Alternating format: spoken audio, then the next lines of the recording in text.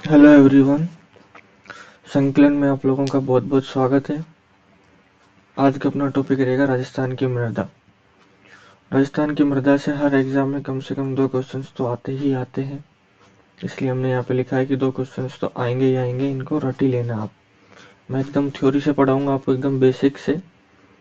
और भी आप लोगों ने पहले भी कुछ थोड़ा बहुत पढ़ रखा होगा, कुछ मैं पढ़ा दूंगा तो एकदम अच्छे से याद हो जाएगा आप लोगों को। तो चलिए शुरू करते हैं बिना कोई टाइम वेस्ट किए। तो हम आज बात करेंगे राजस्थान के मृदा संसाधन के बारे में, यानी यहाँ पे लिख देते हैं हम राजस्थान का मृदा संसाधन। एकदम बेसिक से पढ़ेंगे अपन, शुरुआत से सब कुछ खोल खोल के। तो जो मृदा है, इस मृदा शब्द की उत्पत्ति, यहाँ पे लिखते हैं इस शब्द की उत्पत्ति कैसे हुई, और मृदा शब्द का अर्थ क्या होता है। इनमें से भी कई बाई चांस क्वेश्चन पूछ लिए जाते हैं। और मृदा का अध्ययन क्या कहलाता है, मृदा का अध्ययन क्या कहलाता है वो भी अपन जानेंगे। और इसके लिखते हैं मृदा के निर्माण की प्रक्रिया, निर्माण की प्रक्रिया। तो अपन लिखते हैं सबसे पहले, मृदा शब्द की उत्पत्ति हुई है लैटिन भाषा के सोलम शब्द से। लैटिन भाषा के जो सोलम शब्द है उससे इसकी उत्पत्ति हुई है, यानी मृदा को अपन इंग्लिश में सोइल बोलते हैं ना। ठीक है, इसका अर्थ होता है फर्श, इसका शाब्दिक अर्थ होता है फर्श। और मृदा का जो अध्ययन होता है उसको बोला जाता है पेडोलॉजी। मृदा के अध्ययन को अपन बोलते हैं पेडोलॉजी। और मृदा निर्माण की प्रक्रिया कहलाती है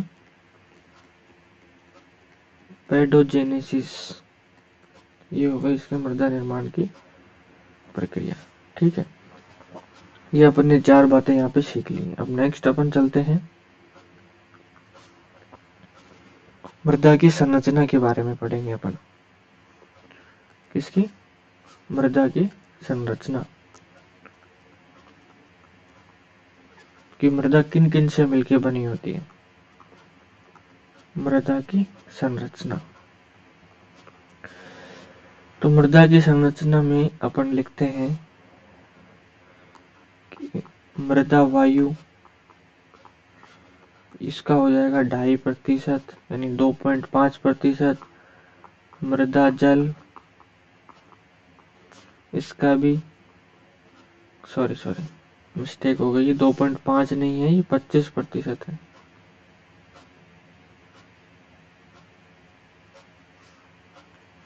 ये यहाँ पे आ जाएगा 25%। ठीक है, कार्बनिक पदार्थ होते हैं जो कार्बनिक पदार्थों की मात्रा होती है 5%। और खनिज पदार्थ होते हैं मृदा में, खनिज पदार्थों की मात्रा होती है मृदा के अंदर 45%। ठीक है, अब अपन बात करते हैं नेक्स्ट की। नेक्स्ट में लिखेंगे अपक्षय क्या होता है, यानी इसका अपक्षय, कि मृदा का अपक्षय किसको बोलते हैं। तो ये हो जाएगा मृदा चट्टान का। मृदा किससे मिलकर बनती है, मृदा चट्टानों से मिलकर बनती है। जैसे चट्टान होती है वो आपस में रगड़ होती है, या फिर धीरे धीरे वो टूट जाती है, उनके बारीक बारीक कण होते हैं, वही बाद में जाके मृदा बनती है। तो चट्टान का अपने आप या अपने स्थान पर टूटना, अपने स्थान पर ही टूट जाना अपक्षय कहलाता है। ठीक है, ये अपक्षय 3 प्रकार से होता है। तो पहला होता है भौतिक अपक्षय, यानी कोई पत्थरों से रगड़न हो गई, या पहाड़ से कोई पत्थर गिर गया तो धीरे धीरे टकराते टकराते बारीक बारीक कण होते होते इकट्ठा हो जाते हैं, धीरे धीरे ऐसे सालों तक प्रक्रियाएं चलती रहती हैं। तो ये हो गया भौतिक अपक्षय। दूसरा होता है रासायनिक अपक्षय, रासायनिक अपक्षय कैसे होता है? रासायनिक अपक्षय होता है जैसे कोई भी चट्टान हो गई या अपने जो पत्थर होते हैं ये हो गए, तो ये क्या करते हैं कि लावा के संपर्क में आ जाते हैं, या फिर कोई ऐसा इसके इनके ऊपर केमिकल ऐसा गिर जाता है जिससे इनका अपक्षय होता जाता है, टूट जाता है या इनका विखंडन हो जाता है, वो हो गया रासायनिक अपक्षय। और तीसरा होता है जैविक अपक्षय। जैविक अपक्षय यानी धीरे धीरे ये अपने आप गल के मिट्टी बन जाती है, जैसे पेट्रोल का निर्माण हुआ है वैसे ही होता है इनका भी, मृदा का निर्माण ऐसे ही होता है। जैविक अपक्षय 3 प्रकार से अपक्षय हो गया। अब एक होता है अपर्दन। ये तो अपक्षय हो गया। अपक्षय यानी मृदा का अपने आप, चट्टानों का अपने आप टूट जाना, पत्थरों का अपने आप टूट जाना, फिर जिससे वो बारीक कणों में तब्दील हो जाते हैं, वो हो जाता है अपक्षय। एक होता है अपर्दन। अपर्दन क्या होता है कि जो मृदा के कण होते हैं वो एक स्थान से दूसरे स्थान पर चले जाते हैं, उनको बोलते हैं मृदा का अपर्दन। यानी जो टूटी हुई चट्टान के कणों का स्थानांतरण, यानी एक जगह से दूसरी जगह पर जाना ही मृदा अपरदन कहलाता है। कणों का स्थानांतरण होना मृदा अपरदन कहलाता है। ये 2 प्रकार से होता है। सबसे पहले तो होता है जल अपरदन।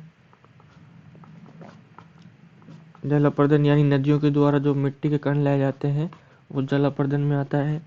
और अपने राजस्थान में सबसे बड़ा एग्जाम्पल है चंबल बेसिन, जिसमें सबसे ज़्यादा अपरदन चंबल नदी ही करती है। चंबल बेसिन या बीहड़ भूमि, चंबल बेसिन की वजह से बीहड़ भूमि बन गई है अपने कोटा के अंदर। ये इसका एक सबसे बड़ा एग्जाम्पल है मृदा के अपरदन का जल के द्वारा। दूसरा होता है वायु अपरदन। वायु अपरदन अपने रेगिस्तान में मिलता है, मरुस्थलीय भाग के अंदर। वायु अपरदन में जो हवा होती है, हवा अपने साथ कणों को एक स्थान से दूसरे स्थान पर ले जाती है। तो ये जाएगा पश्चिम मरुस्थलीय प्रदेश। मरुस्थलीय प्रदेश के अंदर होता है वायु अपरदन। जैसे अपना एग्जाम्पल के तौर पे अपन लिख देते हैं जैसलमेर। ठीक है, ये हो गया वायु के द्वारा अपरदन। अब आप करेंगे अनाच्छादन। एक तीसरा और बच गया है अनाच्छादन, यानी ये हो गया अपना अनाच्छादन। अनाच्छादन की प्रक्रिया क्या होती है या किसे कहते हैं? तो इसमें लिखते हैं कि जो ये अपरदन और अपक्षय होता है ना, ये अगर दोनों एक साथ होने लग जाए तो वो होता है मृदा का अनाच्छादन। अपक्षय में क्या होता है कि चट्टानें अपने आप टूट जाती हैं, बारीक कणों में तब्दील हो जाती हैं, जिससे वो मृदा बन जाती है। अपरदन में क्या होता है, जो टूटी हुई चट्टानों के कण एक स्थान से दूसरे स्थान पर चले जाते हैं, वो हो जाता है मृदा का अपरदन। और अनाच्छादन होता है कि जो अपक्षय और अपरदन दोनों का एक साथ होना, यानी सम्मिलित रूप से होना ही मृदा का अनाच्छादन कहलाता है। ठीक है, तो इसमें लिख देते हैं अपन कि अपक्षय व अपरदन की क्रिया, अपरदन की क्रिया का एक साथ संपन्न होना, एक साथ संपन्न होना ही अनाच्छादन कहलाता है। ठीक है, ये हो गई 3 प्रकार। अब आप बात करेंगे मृदा के पीएच मान की। नेक्स्ट अपन टॉपिक डालते हैं मृदा का पीएच मान। मृदा का पीएच मान भी जरूरी होता है। पीएच मान के कम बत्ती होने से मृदा की उपजाऊपन में, मृदा की क्षारीयता में, मृदा की लवणीयता में कमी होती है, या हम उसको आइडेंटिफाई कर पाते हैं मृदा के पीएच मान के कारण। ठीक है, तो यहाँ पे लिखते हैं मृदा का पीएच मान। तो पीएच स्केल आपको पता ही होगा, 0 से 14 के मध्य होता है। यानी 0 की तरफ बढ़ते जाएंगे तो अम्लता आती जाएगी, और उस तरफ 14 की तरफ बढ़ते जाएंगे तो क्षारीयता आती जाएगी। यानी और ये बीच में होता है 7। ये 7 पे कौन सी मृदा होती है? 7 होती है उदासीन। आपने बहुत पढ़ा होगा, ये होगा उदासीन। और इस तरफ चलते जाएंगे, इस तरफ होते जाएंगे तो अम्लता बढ़ती जाएगी, और इस तरफ बढ़ते चलेंगे तो क्षारीयता बढ़ती जाएगी। ठीक है,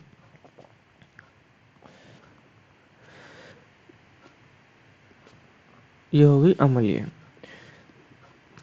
अब क्या करते हैं, जो अम्लीय मिट्टी होती है उसको उपजाऊ कराने के लिए जो अम्लीय मिट्टी होती है, यानी जिस मिट्टी का मान 7 से कम होता है, पीएच मान, जिस मिट्टी के पीएच मान 7 से कम होता है, वो अम्लीय मिट्टी की कैटेगरी में आती है।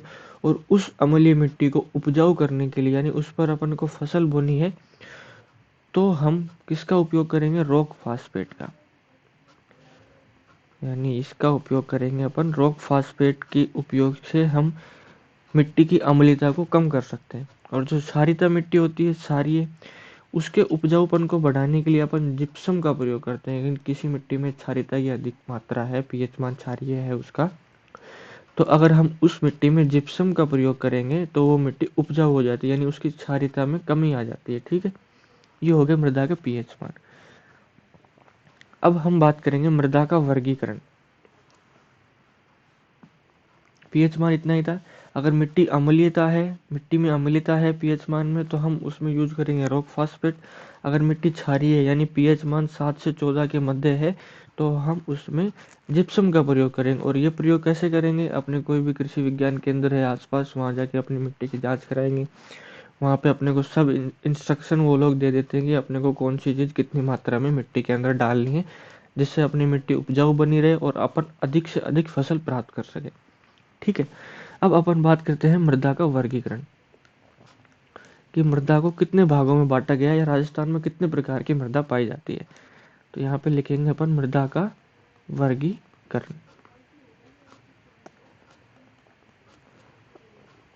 मृदा का वर्गीकरण 2-3 लोगों ने अपने मृदा का वर्गीकरण किया हुआ है। जैसे पहला तो अपन लिखते हैं कि ICAR के अनुसार, यानी Indian council of agriculture research के अनुसार भौतिक आधार पर भौतिक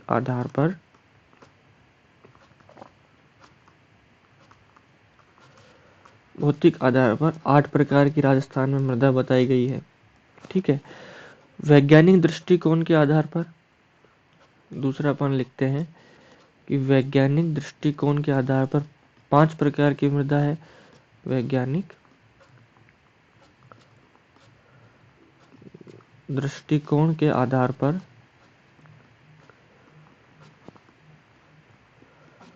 5 प्रकार की मृदा राजस्थान में पाई जाती है। और नेक्स्ट अपन लिखेंगे कणों के आधार पर, यानी बारीक कण, मोटे कण, मध्यम कण, तो ये हो जाएगी कणों के आधार पर 4 प्रकार की मृदा पाई जाती है। और राजस्थान कृषि विभाग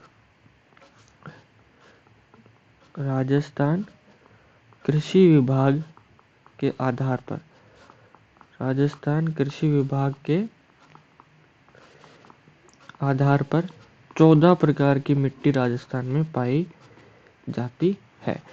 भारत का कृषि विभाग है, उसके अनुसार 8 प्रकार की मृदा पाई जाती है। वैज्ञानिक दृष्टिकोण के आधार पर देखें तो 5 प्रकार की मृदा पाई जाती है। कणों के आधार पर देखें तो 4 प्रकार की।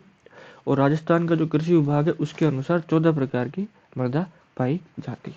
तो हम पढ़ेंगे ये वाली प्रकार की मृदा, यानी जो 8 प्रकार है मृदा के, वो कौन कौन से हैं, हम उनके बारे में पढ़ेंगे। तो सबसे पहले लिखते हैं अपन, 1 नंबर पे लिखते हैं, पहले नंबर पे आ गया रेतीली मृदा। ठीक है, दूसरे नंबर पे आ गई भूरी रेतीली मृदा, भूरी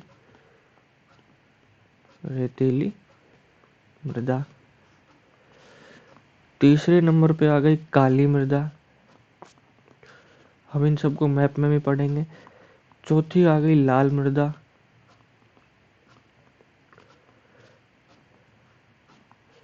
पांचवा प्रकार हो गया है लाल दोमट मृदा, लाल दोमट मृदा। और जो छठा हो गया है वो हो गया कच्छारी मृदा, यानी जलोढ़ मृदा भी इसको बोलते हैं, कच्छारी मृदा। सातवां अपना हो गया है जलोढ़ मृदा। और आठवां हो गया है लाल पीली मृदा। ठीक है, ये 8 प्रकार की मृदाएं पाई जाती हैं। चलो अब हम इनको मैप में और देख लेते हैं कि कौन कौन सी जगह पर कौन कौन सी मृदा पाई जाती है। तो सबसे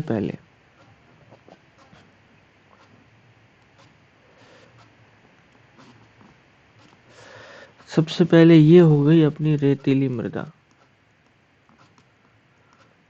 ये है यहाँ पे रेतीली मृदा, ठीक है। उसके बाद ये है भूरी रेतीली मृदा, भूरी रेतीली मृदा, ये हो गई भूरी रेतीली मृदा। ये है कछारी मृदा, कछारी मृदा। ये है जलोढ़ मृदा,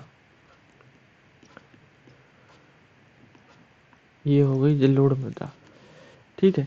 ये वाली मृदा होती है, इसको बोलते हैं लाल पीली, ये होगी अपनी लाल पीली मृदा। और ये है काली मृदा, ये कौन सी है, ये है काली मृदा, ठीक है। और ये है लाल काली मृदा, इसको बोलते हैं लाल काली मृदा, ये है लाल काली मृदा। 1 2 3 4 5 6 7 और ये हो गई 8वीं प्रकार की। ये वाली मृदा होती है लाल दोमट मृदा, ये हो गई लाल दोमट मृदा। ये 8 प्रकार की मृदाएं हो गई हैं। अब हम इन एक एक मृदा के बारे में अलग अलग टॉपिक से पढ़ेंगे।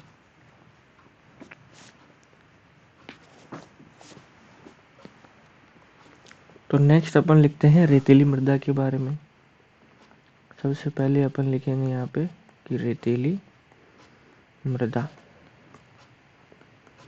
अब रेतीली मृदा की विशेषता क्या है, क्षेत्र पहले देखते हैं इसका। क्षेत्र कौन से क्षेत्र में पाई जाती है, ये पाई जाती है शुष्क प्रदेश में, शुष्क प्रदेश में पाई जाती है। शुष्क प्रदेश हमने जो राजस्थान के भौतिक प्रदेश पढ़े थे उसमें शुष्क प्रदेश पढ़ाया था। इसके अंदर तत्व कौन कौन से तत्व पाए जाते हैं, तो इसके अंदर पाया जाएगा कैल्शियम, फास्फोरस,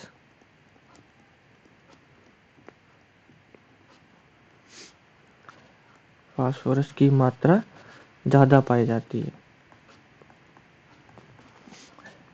कण कैसे होते हैं, मृदा के कण होते हैं मोटे मोटे कणों वाली मृदा है ये, ठीक है, मोटे कणों वाली मृदा है। फसल कौन कौन सी होती है इसके अंदर, इसके अंदर फसल होती है ग्वार, ग्वार होता है बीकानेर में, और बाजरा होता है बाड़मेर में। ये 2 फसल इसमें ज़्यादा होती है। तो अपनी रेतीली मृदा ये हो जाएगा बाड़मेर के अंदर, ठीक है। अब इसकी विशेषता लिखते हैं कि भाई इसकी विशेषता क्या है। इस रेतीली मृदा की विशेषता, इसकी विशेषता हो जाएगी जो जल धारण क्षमता है, जल धारण क्षमता कम होती है और जल ग्रहण क्षमता ज़्यादा होती है, जल ग्रहण क्षमता ज़्यादा। अब जल धारण क्षमता का मतलब क्या होता है, इसका मतलब होता है कि कोई भी मिट्टी होती है वो कितनी देर तक नमी को बरकरार रख सकती है, वो होती है जल धारण क्षमता। यानी जो रेतीली मृदा होती है, अपना जो बालू रेत होता है वो जल्दी सूख जाता है।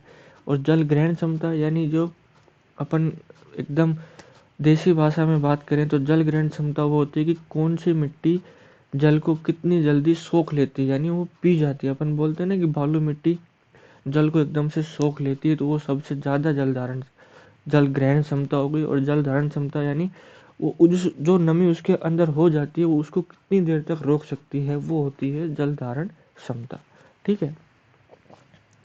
अब अपन बात करेंगे भूरी रेतीली मृदा की। अब अपन बात करेंगे भूरी, 2 नंबर पे भूरी रेतीली मृदा। इसका क्षेत्र देखते हैं सबसे पहले कि कौन से क्षेत्र में पाई जाती है। क्षेत्र हो जाएगा इसका अर्ध शुष्क क्षेत्र, अर्ध शुष्क क्षेत्र, ठीक है। और तत्व कौन कौन से होते हैं इसके अंदर? तत्व होता है इसके अंदर फास्फोरस की अधिकता होती है। इसके अंदर तत्व अपन लिखते हैं, तत्व में हो जाएगा फास्फोरस की अधिकता, ठीक है, फास्फोरस की अधिकता।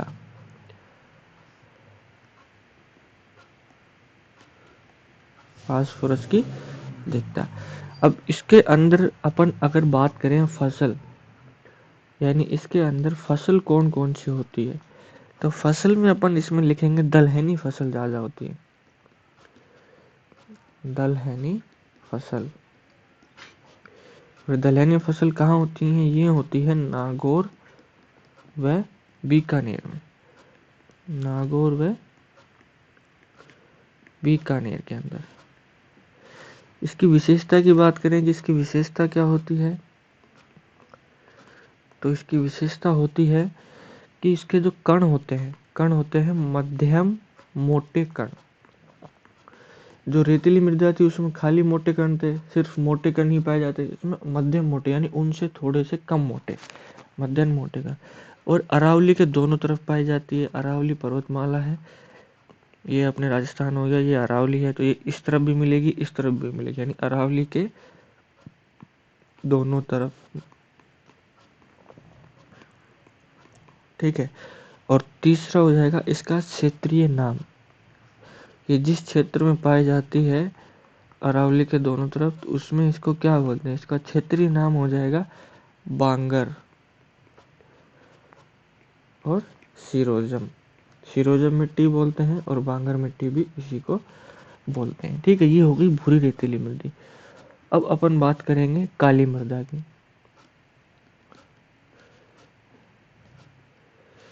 काली मृदा, काली मृदा का क्षेत्र हो जाएगा अपना हाड़ौती का पठार। इसका क्षेत्र हो जाएगा हाड़ौती के पठार के अंदर काली मृदा पाई जाती है,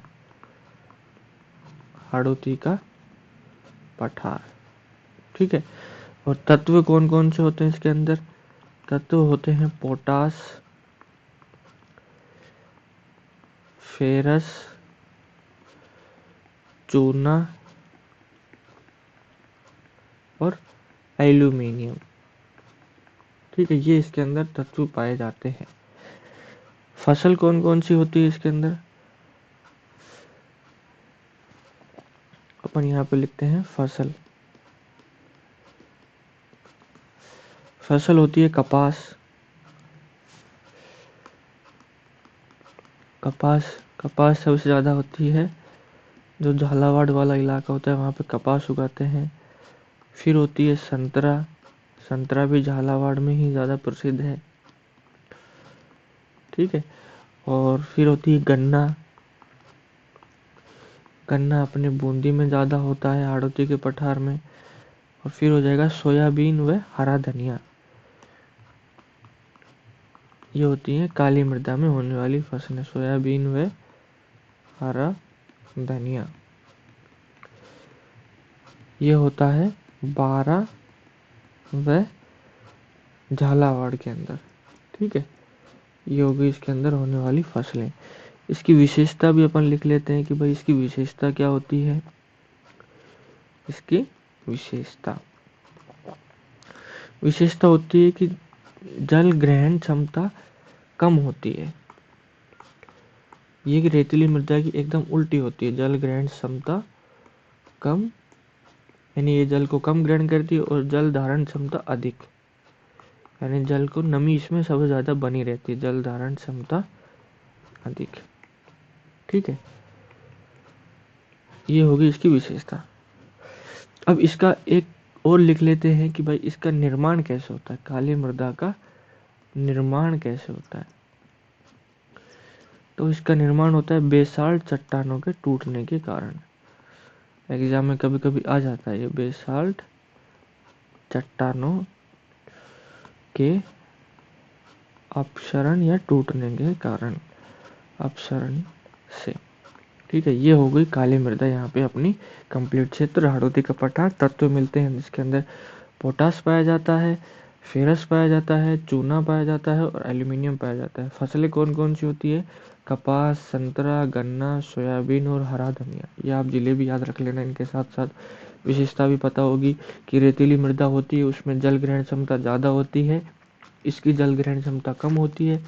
तो रेतीली मृदा में जल धारण क्षमता कम होती है और इसकी होती है अधिक, एकदम दोनों के विपरीत होती है। अगली अपन बात करें तो लाल दोमट मृदा। अगली अपन बात करें तो लाल दोमट मृदा। लाल दोमट मृदा की बात करें, सबसे पहले इसका क्षेत्र लिखते हैं कि इसका क्षेत्र कौन सा है, तो ये हो जाएगा राजसमंद। एग्जाम में सीधा सीधा पूछा जाता है कि लाल दोमट मृदा कहाँ पाई जाती है, तो राजसमंद, उदयपुर और उत्तरी डूंगरपुर। ठीक है, इनका निर्माण कैसे हुआ है? इसका निर्माण हुआ है ग्रेनाइट चट्टानों से। ग्रेनाइट चट्टान से इसका निर्माण हुआ है। फसल कौन कौन सी होती है इसके अंदर? फसल आती है मक्का व आलू। ठीक है, बस इसके बारे में इतना ही याद रखना है, इससे ज़्यादा अपने को कुछ याद नहीं रखना है। ये हो गई अपनी चौथी मृदा। अब अपन बात करते हैं 5वें नंबर पे लाल मृदा के बारे में।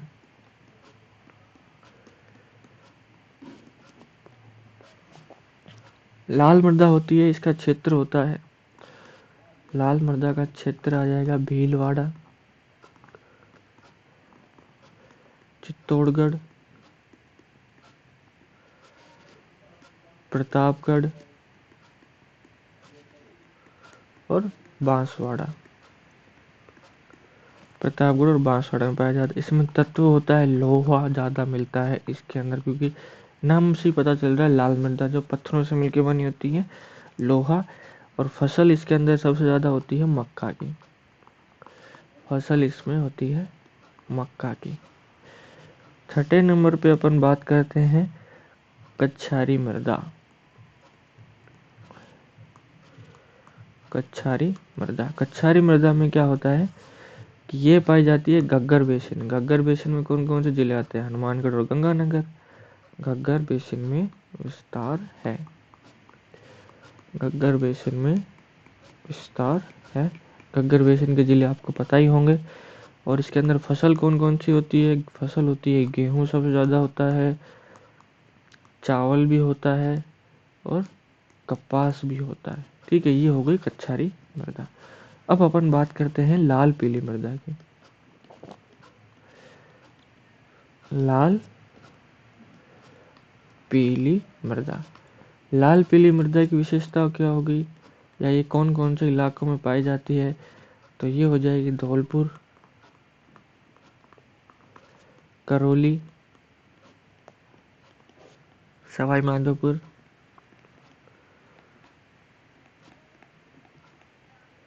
ठीक है, और एक और हो जाएगा सिरोही। ये इन 4 जिलों के अंदर पाई जाती है। अपनी आखिरी बच गई है जलोढ़ मृदा। जलोढ़ मृदा का भी क्षेत्र याद कर लेते हैं, कहाँ कहाँ पे पाई जाती है ये। तो जलोढ़ मृदा हो जाएगी अजमेर के अंदर,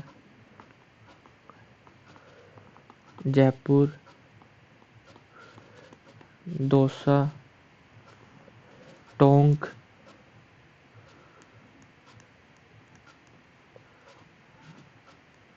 जयपुर, दौसा, टोंक, अलवर। इसका दूसरा नाम है खादर मृदा भी बोलते हैं इसको, खादर मृदा। और ये होती है सबसे इम्पोर्टेंट लाइन, भारत की सर्वाधिक उपजाऊ मृदा कौन सी है? जलोढ़ मृदा, सर्वाधिक उपजाऊ मृदा। ये अपने को याद रखनी है, भारत की सर्वाधिक उपजाऊ मृदा जलोढ़ मृदा। तो मृदा का टॉपिक आज हम यहीं तक रखते हैं, ठीक है। आज के लिए इतना ही रखेंगे इस मृदा के टॉपिक को। फिर जो कल वाली क्लास आएगी अपनी, उसके अंदर बाकी चीज़ें देखेंगे कि इसके वैज्ञानिक नाम क्या है, वैज्ञानिक कौन इसको और कितने प्रकार से बांटा है, ठीक है। ये सब आपको हम नेक्स्ट क्लास में पढ़ाएंगे। आज के लिए इतना ही काफ़ी है, छोटी छोटी वीडियो में पढ़ाना है, ज़्यादा लंबी क्लास नहीं करनी है जिससे बोरियत होती है। और ये अपना टेलीग्राम चैनल का लिंक है, यहाँ से आप जुड़ सकते हैं उसमें, वहाँ पे आपको PDF भी मिलेगी और वीडियो का नोटिफिकेशन नहीं आता है तो वहाँ पे वीडियो का लिंक भी मिल जाएगा। अगर आपकी वीडियो अच्छी लगे तो लाइक करना, शेयर करना और चैनल को सब्सक्राइब भी करना।